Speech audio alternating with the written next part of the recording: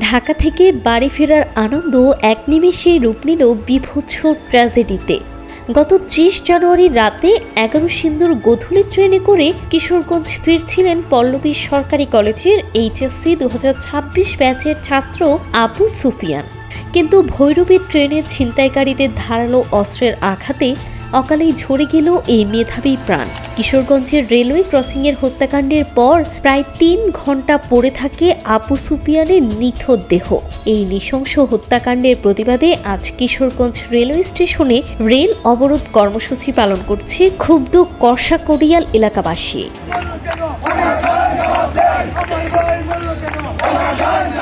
তাদের কণ্ঠে এখন একটাই দাবি, সুফিয়ান হত্যা দ্রুত বিচার এবং খুনিদের ফাঁসি নিশ্চিত করা। দীর্ঘদিন ধরে ঢাকা কিশোরগঞ্জ রুটে একটি বাইপাস রেললাইন নির্মাণের দাবি জানিয়ে আসছে কিশোরগঞ্জবাসী। ট্রেনের ইঞ্জিন ঘোরানোর জন্য ভৈরবীর দীর্ঘ সময় অপেক্ষার সুযোগ নিয়েই অপরাধীরা সাধারণ যাত্রীদের উপর হায়নার মতো ঝাঁপিয়ে পড়ে। অভিযোগ আছে অদৃশ্য কোনো এক শক্তির ইশারায় থমকে আছে এই বাইপাস নির্মাণের কাজ।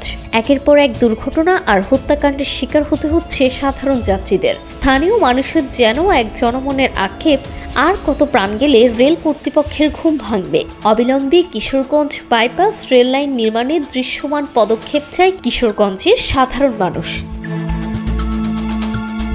জান্নাতুল তাহসিন, ডেস্ক রিপোর্ট, ডেইলি সকালবেলা।